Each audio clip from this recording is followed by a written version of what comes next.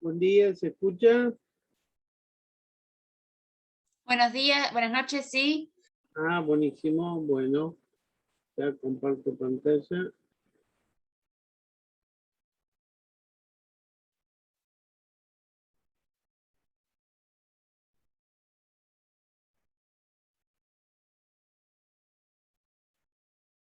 Bueno, vamos a ver. Mm,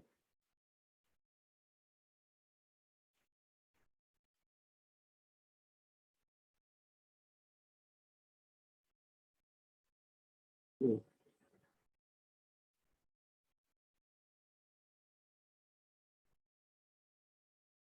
Bueno, a ver, arrancamos la clase. ¿Se escucha? ¿Podemos empezar la clase? Sí, Bueno, perfecto.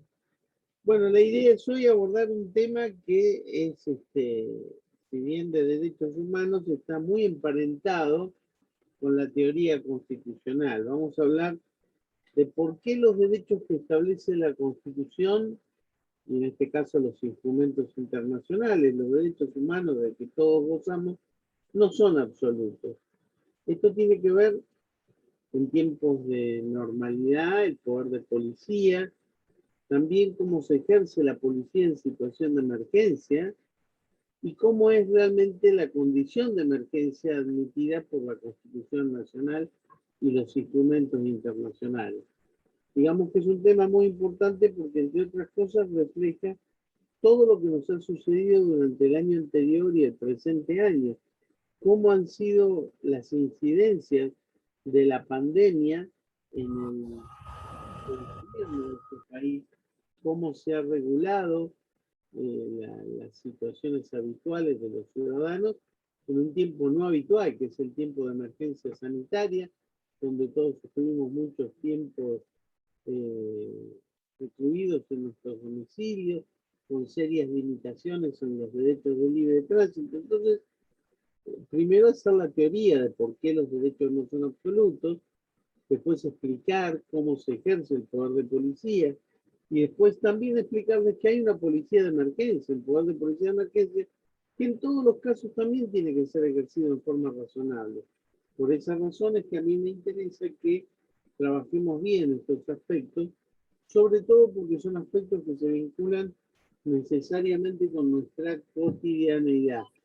Entonces, más allá de aprender una teoría, vamos a estar en condiciones de conversar sobre situaciones que son de la práctica cotidiana.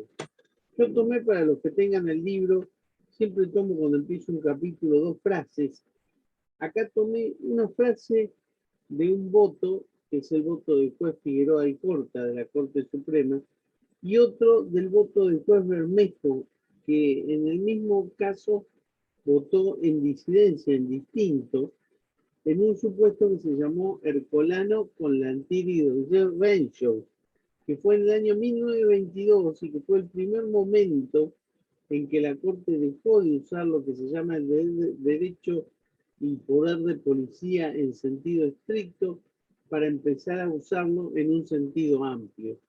¿Qué decía el voto mayoritario, lo que decía Figueroa Alcorta, en ese caso Ercolano, que después vamos a revisar un poquito?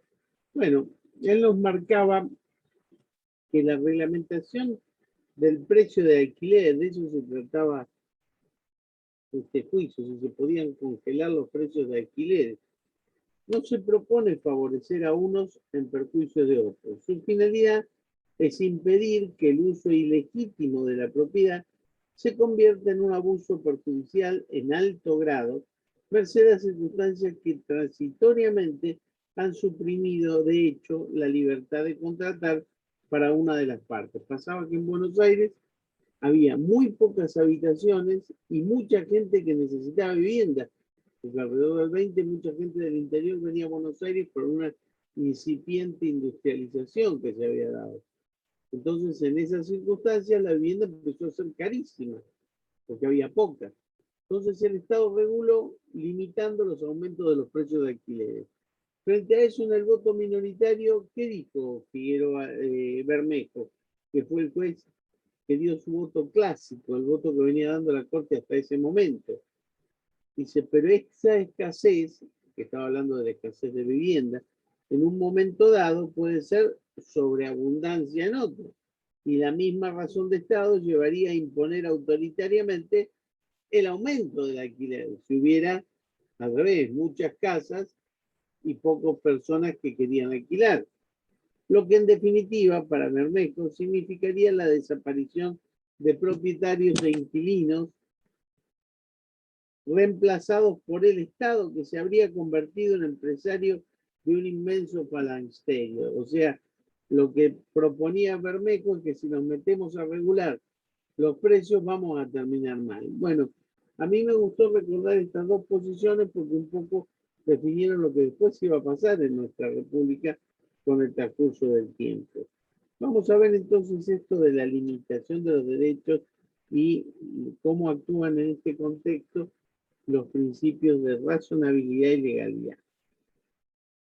Claro, nosotros siempre decimos y hablamos de que los derechos no son absolutos. También decimos del derecho de cada uno cuando termina, cuando empieza el derecho del otro. Esto lo decimos en un café, en una charla de amigos.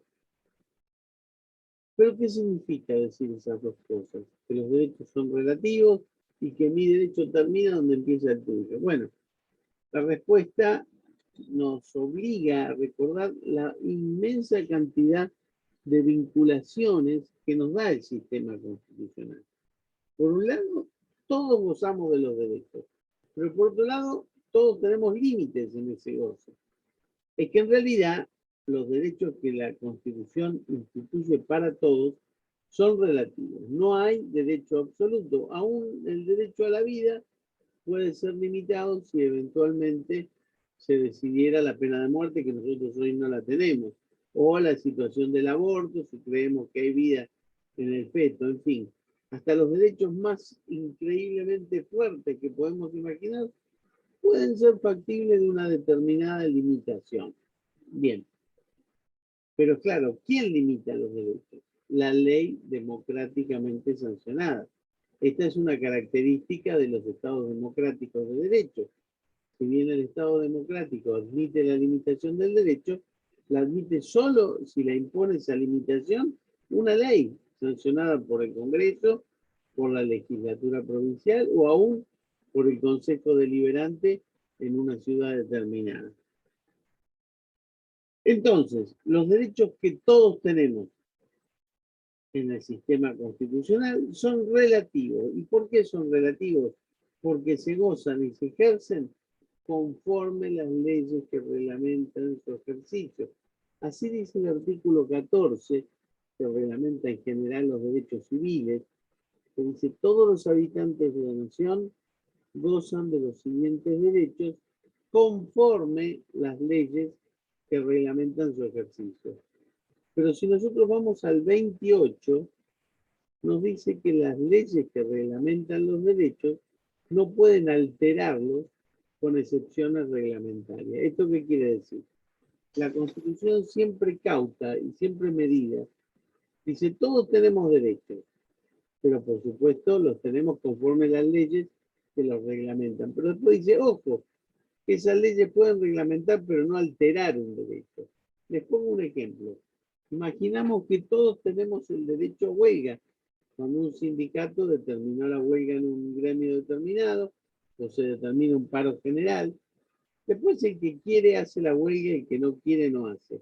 Pero imagínense que tengamos una ley que reglamentara el derecho de huelga, porque sabemos que hay momentos y lugares donde se prestan servicios públicos y entonces la huelga tiene que ser más limitada. En un hospital, por ejemplo, el servicio de ambulancia no podría ser limitado por el derecho de huelga, pues se puede morir una persona. Igualmente en las cárceles cuando hay cuestiones con presos pendientes.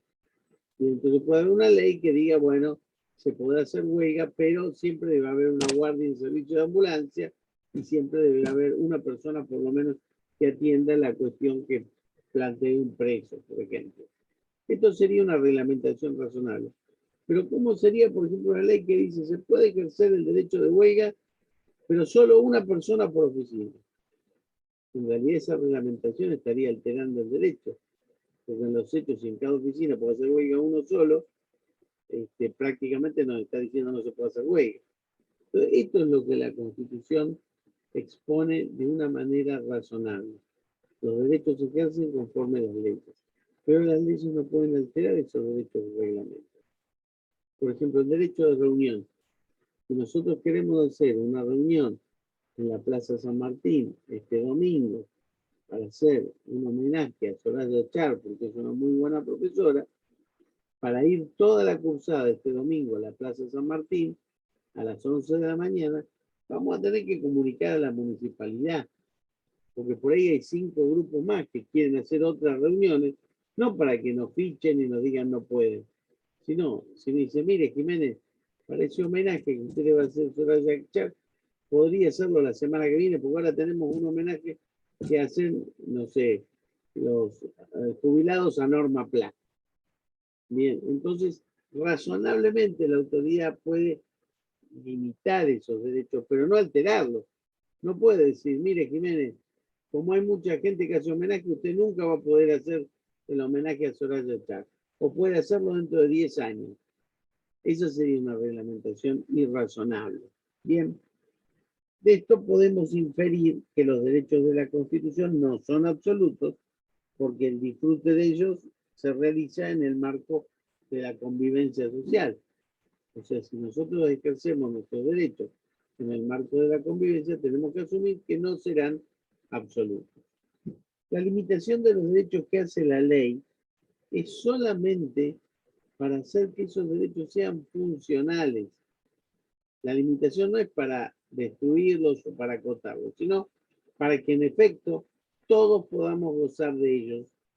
En realidad, todo esto nos introduce en la cuestión de asumir que los derechos de la Constitución admiten su limitación permanentemente y generalmente esa limitación regular y normal se hace por vía legislativa, porque el resorte del legislador es justamente hacer normas para reglamentar los derechos. Bien. Entonces, estas normas pueden imponer determinados límites, determinadas restricciones, que pueden ser negativas, por ejemplo, no exceder tal límite de velocidad en zonas urbanas, o negativas, por ejemplo, o positivas, que es el pago de un impuesto. Bien. En principio tenemos el artículo 19, que yo ya les dije en algún momento, que establece 2 principios. El primer principio, extraído del derecho francés, es el principio de reserva. ¿Esto qué quiere decir? Por más que nuestras acciones siempre tengan consecuencias, yo no puedo pegarle en la vía pública a otra persona, porque seguramente un policía me va a meter preso por disturbio.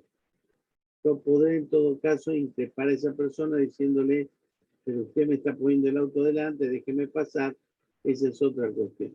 Con esto, ¿qué les estoy diciendo? La acción privada expresada tiene un momento donde nadie la puede tocar, aunque se exprese.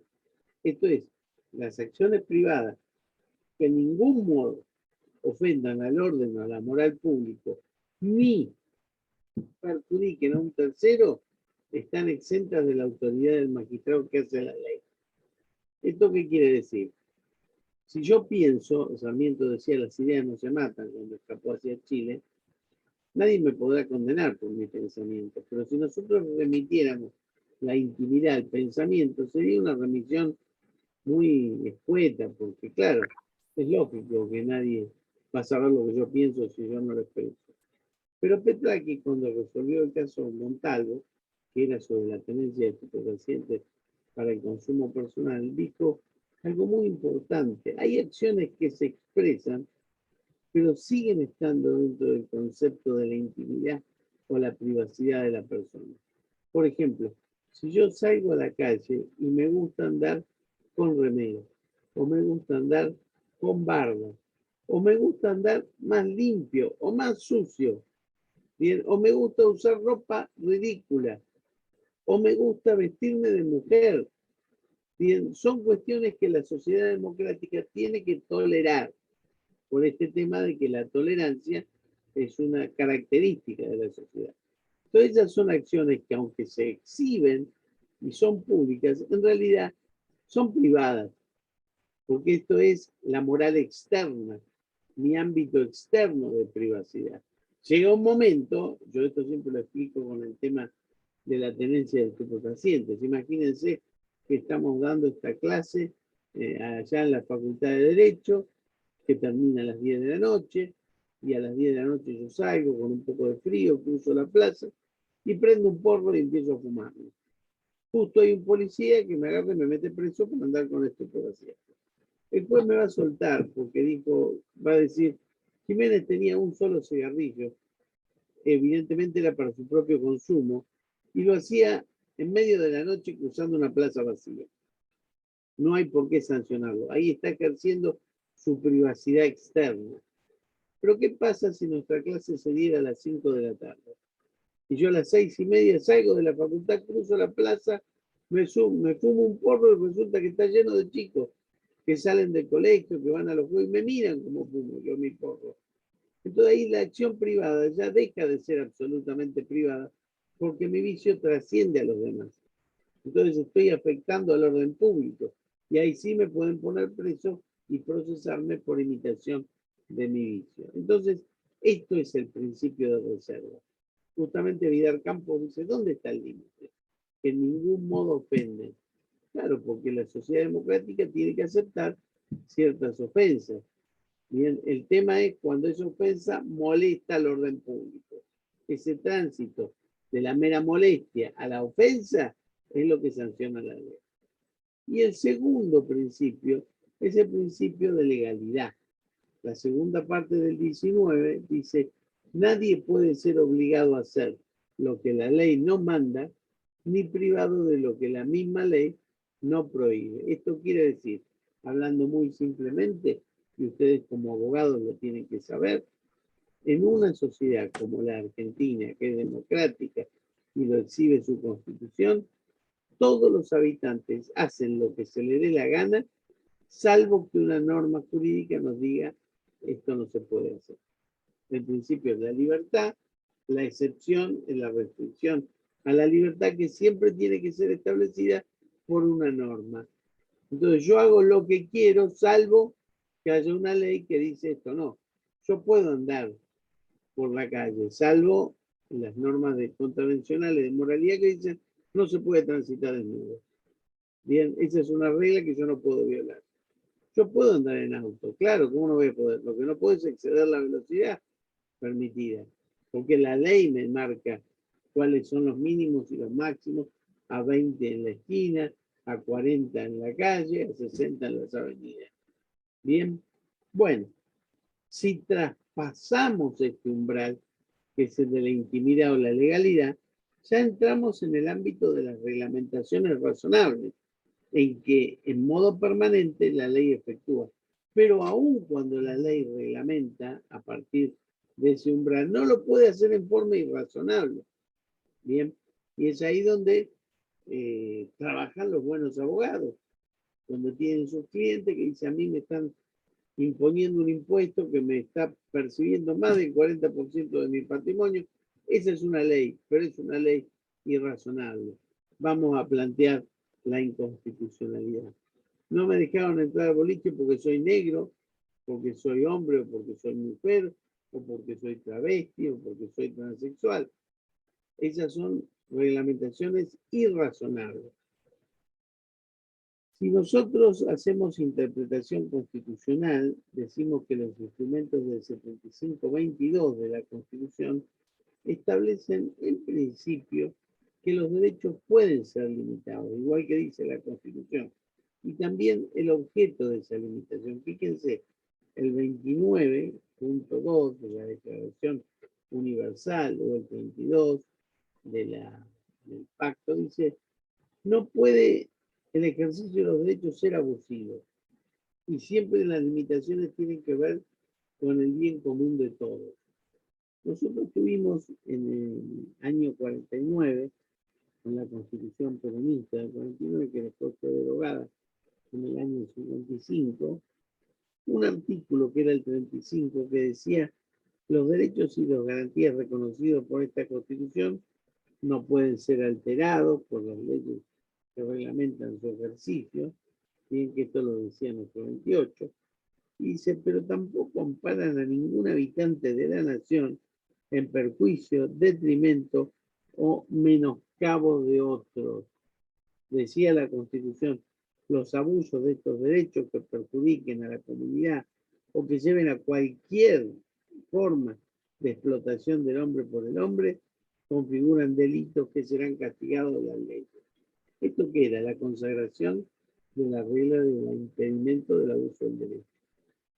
Que recién después el abuso del derecho quedó plasmado no en la Constitución, sino en el Código Civil con la reforma de Borda de la ley 17711.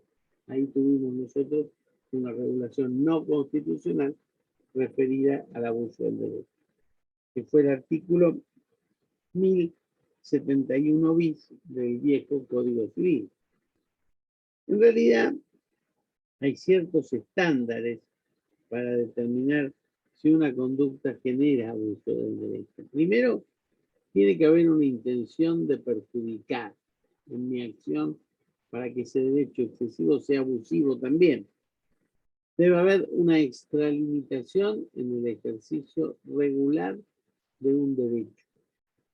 Debe haber una falta de utilidad en el ejercicio de la prerrogativa y una violación de las pautas socialmente aceptables de buena fe y de buenas costumbres. El caso en que nació esto fue el famoso hangar del señor Dumoulin en Francia, que él tenía un hangar con uno de esos primeros aviones a motor y bihélice, que hoy nadie se subiría a uno de ellos, pero bueno, en ese momento era el modo habitual de andar en avión, que eran bimotores y para dos personas. Entonces, cada vez que aterrizaba el avión en el campo de Dumoulin, tenía que pasar previamente por el campo de al lado y hacía ruido y lo molestaba al de al lado porque cada vez que había un aterrizaje se le espantaban las vacas, no podía hacer sus cosas. Entonces, ¿qué hizo este hombre? Puso estacas paradas en su campo. Entonces el avión cuando venía no podía aterrizar porque tenía las estacas, porque tenía que ir aterrizando desde el campo anterior. Pero fueron a juicio. ¿Y qué dijo la Corte francesa?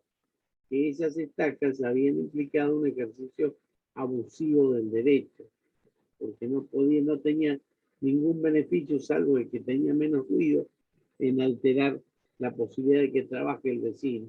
Sí se consignó que el vecino debía poner silenciador en sus motores y tratar de hacerlo en un horario razonable para que no alterara la paz de la zona.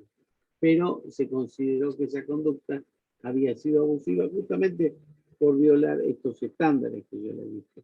Entonces, en un Estado de Derecho, cuando nosotros pretendemos limitar el ejercicio de los derechos, lo tenemos que hacer por ley.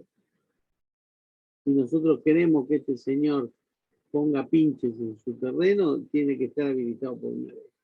Porque si no, seguramente se van a decir su ejercicio es irregular. Bien, y no pueden los magistrados ampliar o reducir las leyes por el abuso del derecho, porque esto sería una conducta prohibida. O sea, si una ley establece ciertos límites, los jueces no pueden ni ampliarlo ni limitarlo. Solo pueden decir que esa ley es inconstitucional si los límites que impuso son irregulares. ¿Me van escuchando bien? ¿Se escucha más o menos bien? ¿Chat? Sí, todo bien. Bien, bien. Pero claro, ahora viene el tema de la reglamentación de los derechos. ¿Cómo los reglamentamos? ¿Cuál es el margen de reglamentación de los derechos? Y entramos en la idea del poder de policía, que no es el poder que tienen los policías de usar armas, sino es el poder de reglamentar los derechos. Bien, esta es una manera posible de limitar el modo normal y permanente del goce y ejercicio, y es el propio sistema que pone ciertos resguardos para que esta limitación sea regular y razonable. Y estos son, ya lo vimos, los principios de legalidad y razonabilidad. Bien, de ahí deriva la esencia del principio de razonabilidad, por el cual no se considera suficiente que se dicte una ley para definir cómo se gozan de los derechos, sino que además esa ley que nos dice cómo gozar de nuestros derechos no tiene que alterar el contenido regular de ese derecho que está reglamentado. Bien, este es el contenido fundamentalmente prohibido por el artículo 28.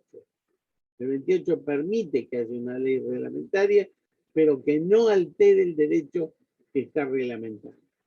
El problema que se presenta es decir qué es lo razonable y qué es lo irrazonable, porque dice, no puede alterar la ley al derecho con excepciones reglamentarias. O sea, la ley no puede ser irrazonable. ¿Y cuándo una ley es irrazonable?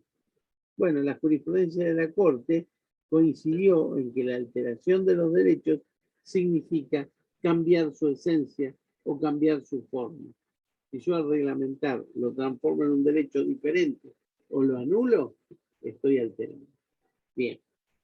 Padilla nos dice que una reglamentación razonable es la que hace compatible mi goce del derecho con el goce de los demás. Por ejemplo, si ponen un bebedero en el parque y ponen turno para ir a tomar agua cuando hace mucho calor. El asunto es que pongan suficiente cantidad de bebederos para que todos puedan gozar del derecho a tomar agua en el parque. Como dijimos antes, la limitación de los derechos es admitida y propiciada en el sistema constitucional como único modo de poder vivir en sociedad. Si no, estaríamos como esta relación que siempre marca Miguel Hermegián, que dice que la libertad y el poder están siempre en contraposición y uno tiene que buscar el punto medio, donde aceptamos la vigencia del poder, pero que no rompa los límites de las libertades. Entonces la razonabilidad mediante una ley es la manera de conciliar que el poder actúe y que los ciudadanos también sean libres. Se puede hacer un esquema que yo lo tengo en el libro, que es una enunciación que no es abarcativa de todos los casos, pero sí los principales, de las modalidades o cuáles son los estándares de razonabilidad. ¿Cómo es que hace un juez para evaluar si una norma es razonable o no es razonable? Primero tenemos el caso de la razonabilidad normativa. ¿Cómo es? Una que cuida que las normas legales sean coherentes con la Constitución. O sea, el juez agarra la norma y ve si no está en desacuerdo con algún principio de la Constitución. Esto cuida que el contenido de la ley reglamentaria coincida con el marco de posibilidades regulatorias que ofrece la Constitución. Porque se acuerdan que nosotros hemos dicho que la Constitución, en un sistema jurídico, ofrece principios que nos dan un cierto margen para actuar las prerrogativas de cada uno. Cuando nosotros decimos todos los habitantes son iguales ante la ley, sabemos que somos iguales ante la ley razonable, ante la ley que no altere nuestros derechos, ante la ley que no quite la dignidad. Entonces, lo primero que hace un juez en una evaluación de razonabilidad normativa es tratar de ver si los márgenes que permite la Constitución de interpretación no fueron desbordados por esa ley que está reglamentando el derecho. El otro caso, además de la razonabilidad normativa, es la razonabilidad técnica. Importa una apropiada adecuación entre los fines y los medios. O sea, ¿es esta ley adecuada para resolver el problema? ¿Estos fines son los necesarios? Como yo les decía la otra vez, eficacia y eficiencia. Yo puedo resolver el problema de las hormigas echando un poquito de raíz o traer un elefante que pise a la hormiga. Si la adecuación del medio se relaciona con el fin, la ley va a ser razonable. Y esto tiene mucho que ver con lo que nos pasó todo el año pasado. Es razonable regular el tema del tránsito de la sociedad en un momento de pandemia gravísima, donde la sociedad puede enfermarse y morir. Claro que sí, es bueno regularlo y es bueno limitar las salidas y lo que va a hacer cada ciudadano porque se puede morir y contagiarse. Esa limitación como debe ser razonable. Bien, como dicen ahora todos, después que pasó. ¿Estaba bien el encierro? Sí. ¿Un encierro de 1 año y medio? No. Bien, entonces hoy con el diario del lunes vemos que quizás el gobierno pudo haber tenido la mejor buena voluntad, pero ese encierro fue excesivo, sobre todo porque fue en todos los órdenes, y eso por ahí se exhibió y se exacerbó cuando quienes disponían del encierro no lo justificaban y no lo cumplían.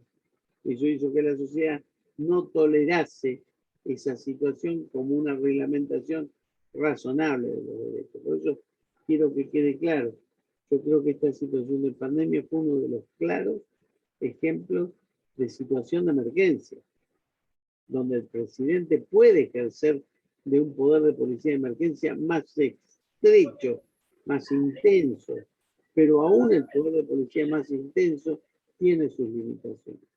Y para eso está la sociedad democrática, para que nadie de los que ejercen el poder se corra de la vara. Bien, ¿cuál es la razonabilidad axiológica? Esta le gusta a Sagüez, que es la razonabilidad valorativa. Es valioso lo que esta ley quiere hacer.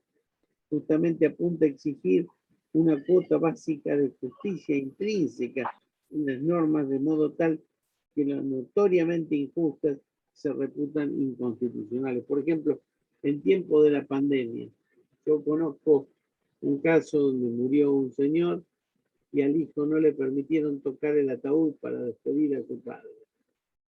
O sea, con guantes podía haber tocado el ataúd. Le dijeron, usted no lo puede ver, véalo de acá 4 metros, y él vio como su padre fue enterrado y no pudo tocar el ataúd. Entonces vean ustedes cómo a veces uno puede ser exigente en la regulación de la emergencia sanitaria y limitar los derechos, pero a veces esa limitación carece de una valoración justa, ¿bien? Que en este caso es la justicia de la ley, no la de cada uno ni la de cada uno pretende. Estos supuestos se pueden unificar en el criterio que dice que una norma pudo haber sido, por ejemplo, razonable en el momento de su dictado. Volvamos a la pandemia, cuando el presidente con el gobernador de la provincia de Buenos Aires y el intendente de la sociedad decidió la primera reclusión, pero puede dejar de serlo cuando cambian las condiciones socioeconómicas y políticas de su dictado. Esto es la irrazonabilidad sobreviviente. Bien. El modelo norteamericano tiene otras variables. Una es la que ya vimos y otra es la utilización del test del escrutinio riguroso o de las libertades preferidas. Los americanos dicen que en determinadas libertades son especialmente insidiosas. Por ejemplo, como tenemos el caso de la libertad de prensa, para meterse en la fuente de un periodista hay que tener una cabalísima seguridad de que ese periodista está cometiendo un delito. A nosotros nos tocó en el caso Santoro evaluar si ese periodista que tenía como fuente una persona que estaba procesada, ese era su fuente o eran socios en el delito. Y nosotros, ¿qué dijimos al resolver? Aunque no me gusten las fuentes que usa Santoro, porque Santoro informaba lo que le decía este tipo que después fue procesado, es la fuente que él tiene, eso puede ser objeto de un juicio ético, que la ciudadanía diga, no le vamos a creer más a este periodista porque usa esta fuente, pero no de un juicio jurídico. No le podemos decir, señor Santoro, como usted se nutrió de un delincuente aparentemente, o de una persona que está siendo procesada, lo vamos a considerar socio en el delito. Entonces nosotros en ese caso dijimos, vamos a usar el test del escrutinio riguroso. Si hubiera más elementos, si hubiera convicción exacta de que, no sé, Santoro recibía una porción de dinero por la situación que manejaba y este delincuente le contaba que iba a pasar, ahí estamos en otro tema. Bien, me van siguiendo cómo es el test del escrutinio riguroso. Frente a esto, entonces, nos metemos, nos introducimos en la idea del poder de policía. La limitación de los derechos para viabilizar la convivencia democrática, que es la base de la actuación del Estado de Derecho, es habitual y permanente. Este procedimiento, que homogeneiza el sistema constitucional, se llama poder de policía del Estado. El hecho de que el Estado siempre pueda reglamentar para que todos podamos gozar y ejercer nuestros derechos. Hay consenso doctrinario en definir al poder de policía como la potestad de restringir la libertad de los individuos para conservar la armonía de todos, para establecer reglas de buena conducta y para evitar conflictos entre ellos. Yo regulo los derechos para que no se maten, para que no decidan usar su propia justicia. Bien, de ahí que podemos caracterizar al poder de policía como una potestad reguladora del ejercicio de los derechos y el cumplimiento de los deberes de todos los habitantes. Bien. Este poder se ejerce siempre por el Estado y en beneficio del interés común. Y así lo dispone la propia Constitución. Cuando el artículo 28 dice que todos los derechos se ejercen conforme las leyes que reglamentan, está diciendo el Estado puede ejercer y debe hacerlo un poder que se llama el poder de policía. Frente a este concepto se alza otro concepto, que es el de policía, que alude a un modo específico de comportamiento de la administración pública que tiende a proteger la moralidad, la seguridad y la salubridad pública a través de actos materiales y legislación dictada a estos fines. Cuando, por ejemplo, no sé, para la seguridad pública se hace un cuerpo de policía, que son los uniformados que tienen armas, que nos cuidan o que nos debieran cuidar. Bien, la policía no es solamente eso, es también cuando se reglamenta la convivencia, cuando se establece horarios de, ahora en pandemia, de salida o no salida, cuando no hay pandemia, pero se establece que los menores no pueden comprar botellas de alcohol después de determinada hora de la noche, bien, o que en los espectáculos públicos algunos sean prohibidos para menores de 18 años, por ejemplo. Bien, respecto del concepto de poder de policía, hay dos modalidades de interpretarlo. Siempre se hablaba de un concepto restringido cuando el constitucionalismo liberal estaba de la mano con el liberalismo económico, donde se decía que el Estado haga pocas cosas y que el ciudadano sea todo lo egoísta que quiera porque el mercado se regula solo. Entonces, siguiendo a los franceses, ¿qué es lo que se limitaba a hacer el Estado? Lo necesario para conservar la seguridad, con agentes de policía, la salubridad, ordenar las vacunaciones, plan de vacunación para los chicos, cuidarnos de la gripe, hacer campaña, y salubridad, cuando uno usa los mataderos de vacas, tener ciertas condiciones de higiene en el trabajo, que no se contamine cuando se producen los bienes y servicios. O sea, a eso se limita el Estado y a evitar que se formen monopolios. El resto, nada más. Eso era el poder de policía que se llamaba restringido. Cuando yo empecé esta clase, les citaba justamente lo que señalaba Bermejo y Figueroa Alcorta. Bermejo decía, qué bueno que haya un poder de policía amplio. ¿Esto qué quiere decir?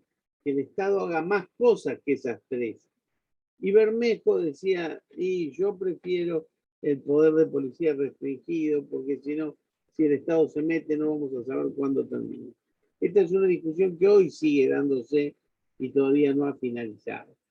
Bien, entonces, el poder de policía restringido es la porción del poder del Estado que protege la tríada que está compuesta por seguridad, salubridad y moralidad pública, y para esto se admite que se restrinjan razonablemente el goce y disfrute de los derechos fundamentales. Bien.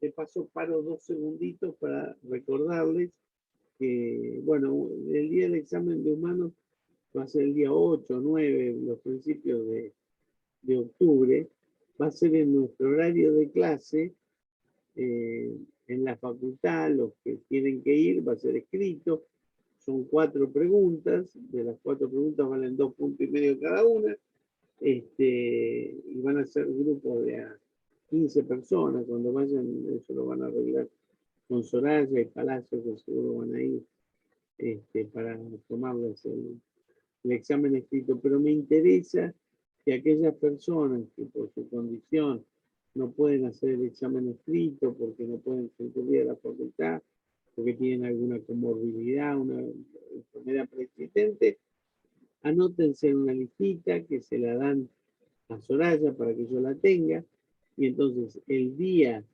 del examen, yo a las 8:15, que es la hora de clase, abro el Zoom y les voy a tomar examen oral a esos alumnos que no puedan hacer el escrito. Lo digo para que los que están en esa situación que está prevista por la facultad se anoten, y entonces con ellos hacemos el oral. Y el resto para el examen escrito yendo a la facultad. ¿Quedó claro entonces el asunto? Sí, vamos a ver que si alguno no presentó o presentó tardíamente el primer práctico y no justificó, si me dice con un certificado que estuvo enfermo, podemos hacer una justificación. Bien, pero si no lo justificó, va directo al recuperatorio. El que no hizo ninguno de los 2 prácticos pierde la cursada y no puede rendir el parcial. Para que lo vayan sabiendo, creo que ya inclusive está terminando o terminó el plazo para presentar el segundo práctico. Bien, seguimos un poquito más. El poder de policía no solo puede ser concebido en sentido restringido. ¿Qué pasó con la Segunda Guerra Mundial? Y sobre todo en el gobierno de Roosevelt, el presidente norteamericano dijo: no alcanza con buscar la seguridad, la salubridad y la moralidad, porque estamos en tiempo de guerra, el Estado tiene que hacer más cosas. Recuerden que era el Estado de Bienestar, el Welfare State. Entonces el poder de policía es más amplio, es todo lo que el Estado tiene que hacer para garantizar la seguridad y la felicidad de la gente. Entonces, por ejemplo, ejerciendo el poder de policía, nacionalizaba la producción de acero, porque había que hacer armas, centralizaba las ventas de materias primas y también de productos de primera necesidad. O sea, se excedían los límites del poder de policía normal porque la situación no era normal. Bien, entonces, el poder de policía en sentido amplio fue en realidad producto de la elaboración jurisprudencial norteamericana, que entendió que toda limitación y regulación de los derechos, cuando es efectuada por el Estado para lograr el bien común, resulta ser ejercicio del poder de policía. La Corte entendió que cada vez que el Estado interviene y hace una regulación, está ejerciendo el poder de policía.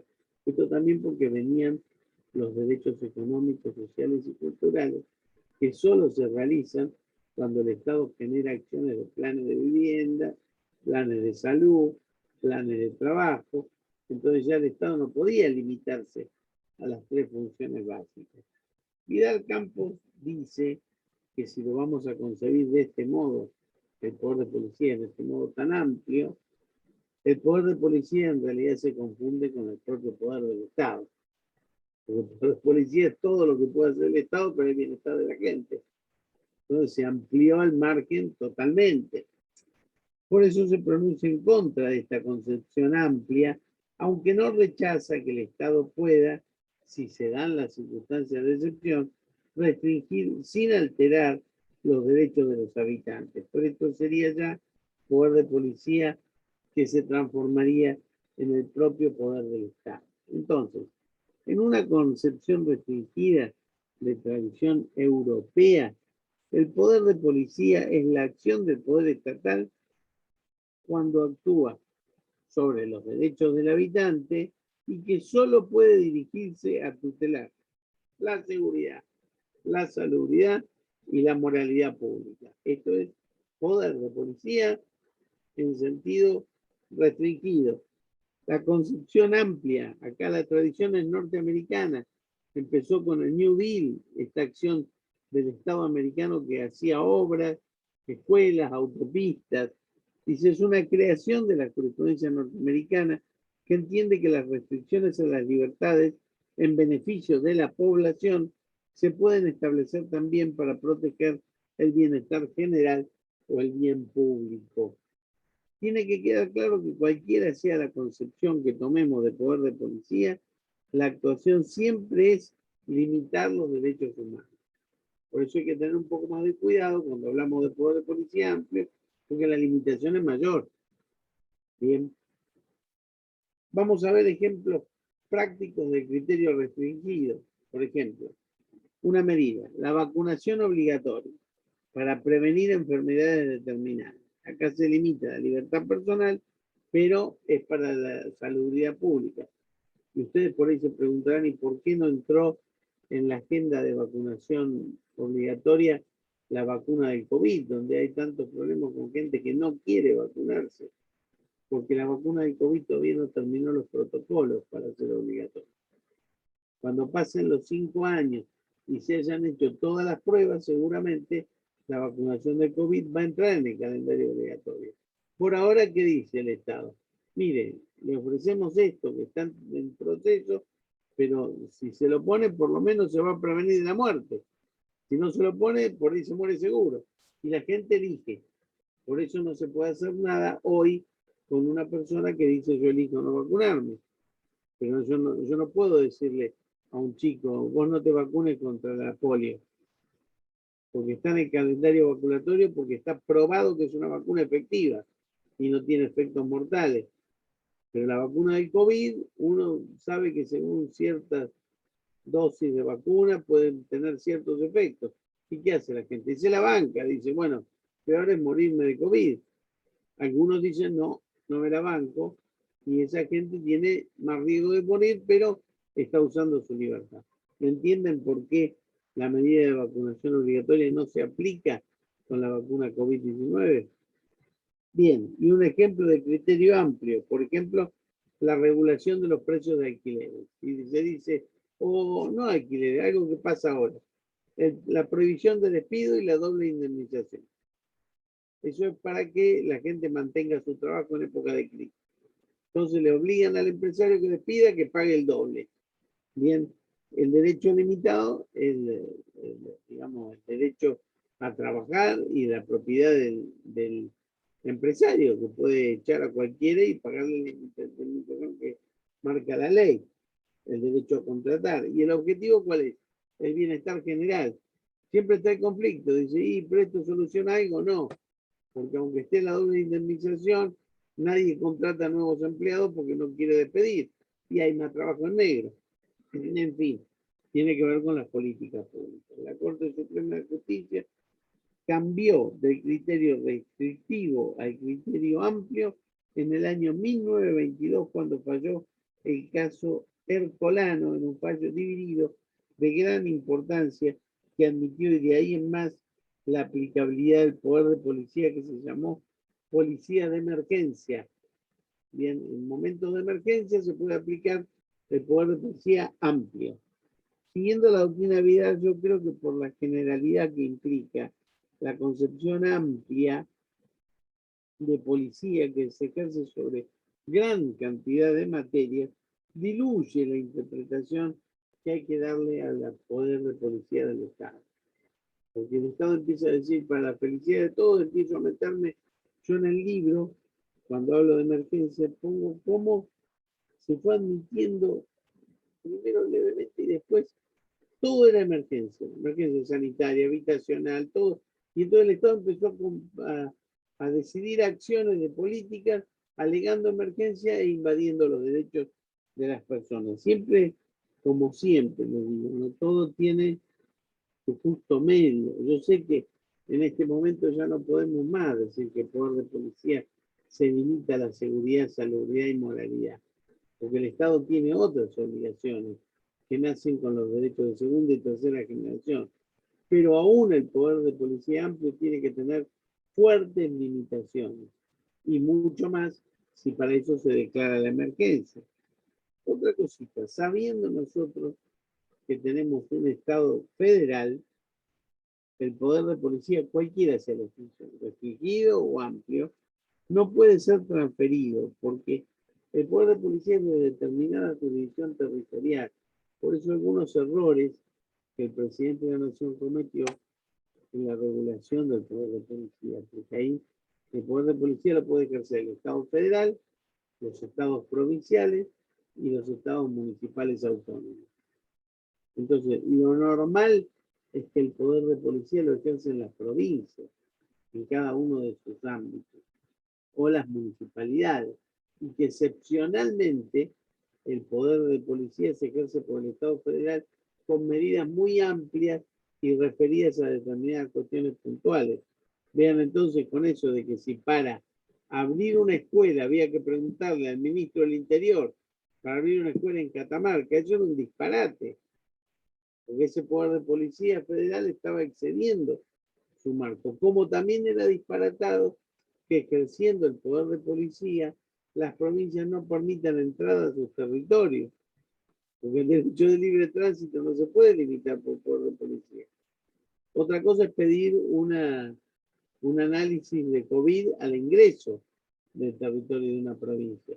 Inclusive si uno tiene un análisis de COVID válido, si pasa a otra provincia en el mismo día, no habría que exigirle otro más.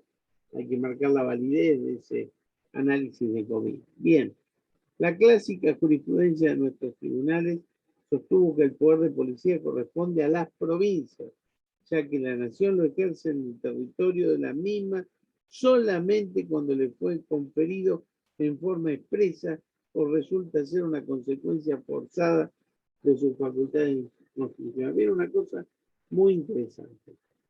Cuando fue la época de la pandemia, hubo un conflicto en el cual la ciudad de Buenos Aires planteó una causa ante la Corte Suprema porque la nación no le permitía la apertura de los colegios.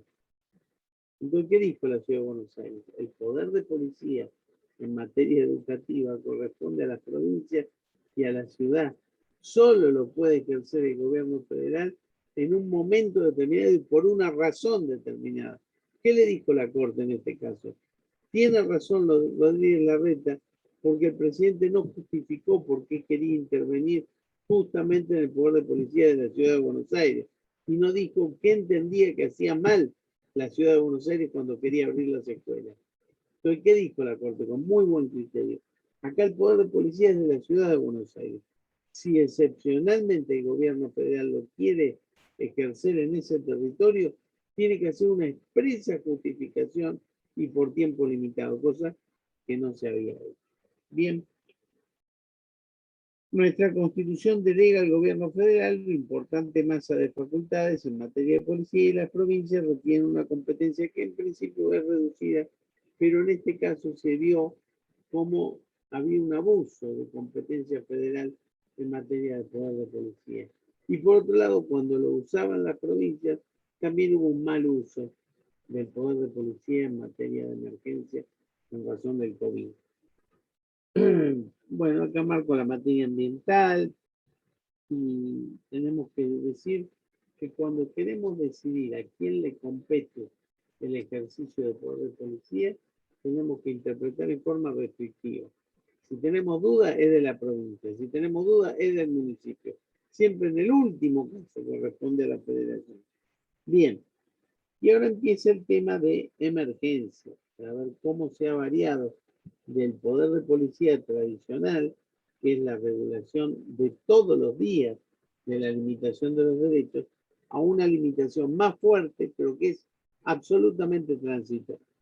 Bien, esto es el tiempo de la emergencia. Entonces ahora lo que voy a hacer es explicarles un poquito este trabajo. Bueno, es 2013, pero vamos a avanzar un poco antes de ir al Instituto de Emergencia que vamos a ver la semana que viene, que es el estado de sitio, que es el Instituto de Emergencia más fuerte, más importante. Yo acá, primero vamos a ver qué pasa con el estatus democrático y la emergencia. Hay muchas cosas que nos están pasando ahora. Ustedes van a ver en esta filmina las fotos de Bobbio primero y de Carl Schmitt después. Un hombre, un paradigma de la libertad, que es el italiano Bobbio, y Carl Schmitt, que fue el ideólogo del sistema nazi. Bien, ¿qué dice Bobbio? Cuando la democracia hace agua por todas partes, hay que aportar más y mejores niveles de democracia para salvar al sistema. O sea, él nunca se cae. Él dice, si no resulta el sistema democrático, hay que meter más dosis de democracia. Y vamos a nuestros temas, donde qué fueron los principales elementos de los cuales se valieron los estados más poderosos para violar los derechos humanos. El elemento terrorista y la pandemia. Con el terrorismo identificó un enemigo invisible, el terrorista. Entonces, frente al terrorista nosotros podemos inclusive hasta torturar por el grave daño que hace el terrorismo. Fíjense que Naciones Unidas tiene un sistema en el cual se prohíbe el uso de la fuerza de un Estado contra el otro, salvo que se hable de legítima defensa o un ataque inmediato que tiene que responder. ¿Qué pasó con el ataque a las Torres Gemelas? Un atentado que se, digamos, adjudicó Al Qaeda. Entonces, ¿qué dijo el Estado norteamericano? Al Qaeda está en Afganistán, son los afganos y se mandaron, y 6 meses después se metieron en Afganistán y destruyeron Afganistán con el objetivo de buscar a los terroristas que decían ellos estaban ahí. Pero en realidad el Estado afgano nunca se adjudicó las bombas a los Estados Unidos. Y las Naciones Unidas que dijo, y sí, fue en realidad un uso legítimo de la fuerza, porque fue en propia defensa. Los destruyeron y aún así se tuvieron que ir 20 años después porque no fueron capaces de generar una democracia. ¿Qué pasó? Los que saben de este tema han dicho que lo que hizo Estados Unidos es meterse en Afganistán para sacarles el gas y el petróleo. Cuando no pudieron resolverlo, se fueron, como pasó ahora con Biden. Entonces, por eso es una introducción a esto que les digo acá.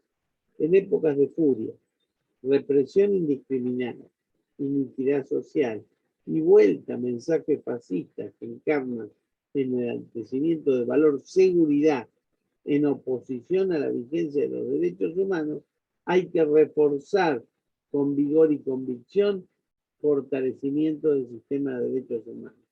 Porque cuando nos saluden, el enemigo es el terrorismo, como cuando Estados Unidos decía, el enemigo es el comunismo, que puede estar fronteras adentro, porque es un enemigo ideológico. Hay que luchar contra él. ¿Y cómo hay que luchar contra el comunismo? Preparaba en los planes de seguridad nacional a los militares de América Latina, que llegaron a decir, si el Estado respeta los cánones democráticos, las fuerzas militares van a apoyar. Ahora, si no respeta y se junta el comunismo, van a actuar. Entonces los estados eran en realidad las fuerzas militares, tropas de fuerza de los Estados Unidos para eliminar el comunismo. Que más allá de que nos guste no el comunismo, me parece que no es la modalidad. Pero cuando nosotros elegimos un enemigo invisible, el comunista, el terrorista, podemos ampliar nuestro uso de la fuerza en función del miedo que genera este enemigo invisible. Entonces ese miedo nos obliga o nos supone la entrada en lo que es la doctrina fascista de Mussolini. Dame tu libertad y yo te voy a dar seguridad. Bien, dejemos la libertad en manos del Estado, que yo te voy a asegurar. Sin llegar a esos extremos. Después de estar bien, el gobierno de Alberto Fernández con la pandemia, que dijo cerremos todo para evitar males peores que la muerte, cerró todo por un año. Entonces dijo, denos la libertad y yo te doy seguridad. Y fíjense cómo se dio vuelta el asunto por equivocadas políticas, que no tuvimos ni libertad, ni seguridad, ni salubridad. Bien. Nosotros integramos una sociedad que se llama mitopoyética, que siempre entendemos que el mito nos va a salvar, siempre le damos todo el poder a un presidente para después echarle toda la culpa cuando las cosas salen mal, ¿bien? Eso no es bueno. También decía Pota, lo político conducción a lo jurídico, y el premio Nobel de la Paz, Dylan, decía, los tiempos están cambiando. Claro, la generalidad de nuestros juristas, nuestros políticos, absortos o capaz anonadados, cuando quieran resolver con herramientas que les parecen idóneas a las contingencias de la crisis de estos tiempos, siempre imaginemos nuestra sociedad. Y no solo lo que hizo el gobierno, lo que no hizo la oposición ante esta tremenda crisis. Bien. En estos tiempos cambiantes se imponen a todos, a gobernantes y gobernados, que se dejan tentar por la fuerza de los hechos. Entonces, quieren adecuar las reglas de la convivencia que se plasman en leyes de cumplimiento obligatorio, pero por establecida emergencia. Que toda la convivencia sea regulada por la emergencia. Y en este contexto, pareciera ser que los actores políticos, gobierno, oposición, jueces, legisladores, pareciera que no advierten cuál es la exacta influencia que el derecho nacional y el derecho internacional de los derechos humanos tiene que proyectar sobre la convivencia. Como decía Bobbio, en estas épocas de grave daño, más democracia, no menos democracia para superar el daño. Caso contrario, nos vamos a encontrar con novedades tales que gracias a la proclamada nueva guerra, antes contra el terrorismo por Bush, ahora contra la pandemia desatada por el coronavirus, las naciones más progresistas desempolvan sus legislaciones más represivas y políticas más discriminatorias, generando un movimiento que nuestras autoridades políticas parecen últimamente escribir con altos índices de adhesión. Dame tu libertad y yo te daré seguridad. Claro, no se trata de entretenernos indefinidamente buscando el fundamento de los derechos humanos, sino que hay que hacerlo cumplir. Y todo esto en el marco de lo que sí llamamos el poder de policía, la emergencia, cómo desarrollamos una sociedad cuando se dan emergencias reales, como terrorismo o como pandemia.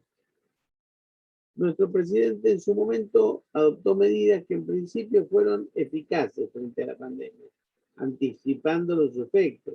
Y quizá por primera vez en la República se habló realmente de emergencia, tan precisamente marcada en sus contornos institucionales. Pero, esto también hay que marcarlo, ni siquiera el más cruento azote viral exime a los gobernantes ni a la comunidad internacional de proveer el acceso ciudadano a la información concreta, efectiva, y admitir, aún en el contexto de una emergencia declarada, la existencia de efectivos controles institucionales y modos de diálogo participativos y democráticos, particularmente en materia de la vigencia de los derechos humanos. Fíjense qué importante pudo haber sido el acceso a la información, cuando nunca nos dijeron claramente por qué no usamos la vacuna Pfizer y después sí las usamos, cuando la pandemia estaba en su ciclo más durísimo.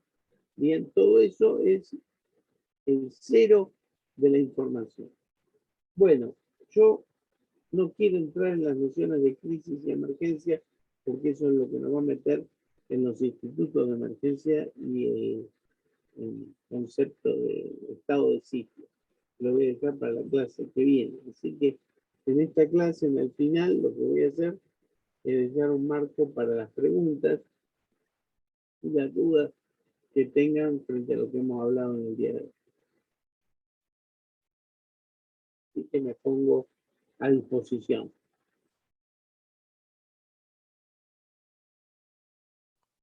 Hola, profe, ¿cómo anda? Bien, bien, bien. Si nos pregunta entonces un concepto de poder de policía, entonces contestamos la potestad de restringir, digamos. No diga, bueno, sí, está bien de restringir. Yo diría de reglamentar los derechos. Siempre es una restricción. Una reglamentación es una restricción.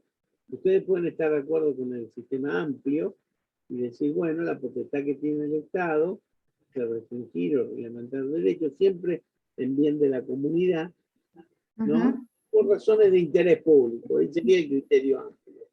O me dicen, poder de policía es la potestad que tiene el Estado de reglamentar los derechos siempre que tenga como objetivo moralidad, seguridad o salubridad.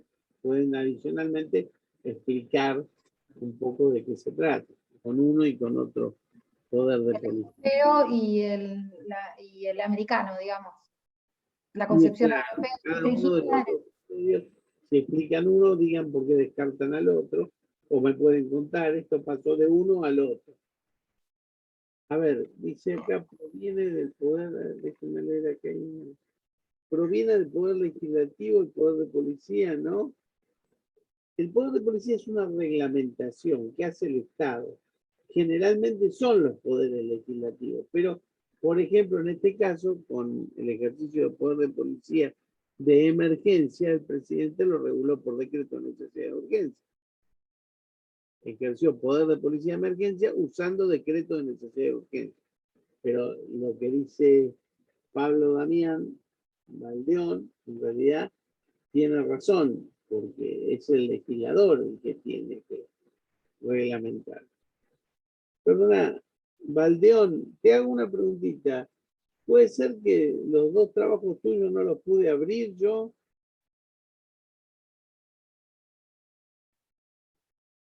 Se murió Valdeón.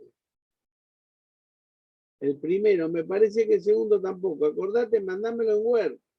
Así te lo puedo calificar. ¿Estamos? El segundo se lo mandé en Word. Mira, por las dudas, yo no sé si fue el caso tuyo que no pude abrir ninguno de los dos. Pero si no, mandámelo a mi mail personal, al www.profesorjimenez.com. No, Eduardo Jiménez 59@yahoo.com.ar. Pero por las dudas, mandalos fuera a mi mail. Así lo puedo corregir. Bien, buenísimo. Disculpen, me acordé del apellido, por eso. Otra preguntita. Miren que estos son, por ejemplo, casos de poder de policía restringido, el Saladero de Barracas, donde una mure, y entonces la Corte dijo que se podían limitar los derechos en función de la salubridad pública, porque los saladeros eran una cosa que no se podía estar, muy sonado el caso. Pero vean bien en el caso Ercolano, porque es muy interesante, porque en el año 22 había una terrible limitación de habitaciones. Entonces las que estaban eran carísimas, los alquileres habían subido por las nubes y se propuso limitar por 2 años el aumento de alquiler. Cuando esta mujer Ercolano llega a la Corte, en realidad lo que le dice la Corte, usted no tiene mucho caso acá, porque lo que aumentó la inflación es tan poco que el precio con limitación o sin limitaciones que hubiera sido casi el mismo. Pero la Corte le dice, igual, aunque no hubiera sido el mismo, dice la mayoría, había poder del Estado para limitar el aumento del precio de los alquileres. Esto es muy discutible porque muchos dicen, acá empezó el horror que nos pasó después. Otros no. TP2, ya que me equivoqué, le envié el TP vacío. Disculpe, doctor. A ver, Emilio, hay que estar un poquito más atento. Bueno. ¿Cómo se llama el caso, el de 1922? Ercolano con Lanteri de Renzo, está en el libro y está la referencia también. Y me parece que si van a la página también está. Es muy bueno porque el voto de la mayoría que Figueroa Alcorta es un tratado de poder de policía amplio. Y el de la minoría que es Bermejo es un tratado de poder de policía restringido. Está muy bueno uno y otro caso.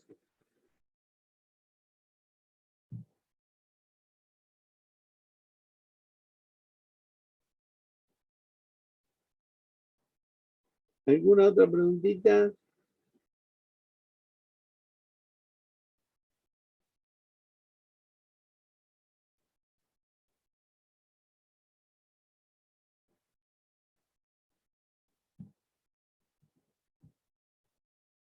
Bueno, si estamos tan duros de preguntas, entonces me voy a comer.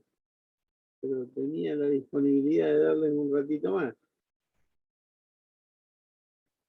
Bueno, ese silencio me habilita para decirle buenas noches y seguimos el miércoles que viene. Prepárense que estado de sitio es un tema que a mí me parece muy importante. Así que vayan leyendo lo del libro. Hasta luego, chicos. Chao, profe. Chao, profe. Gracias, profe. Hasta luego, profe.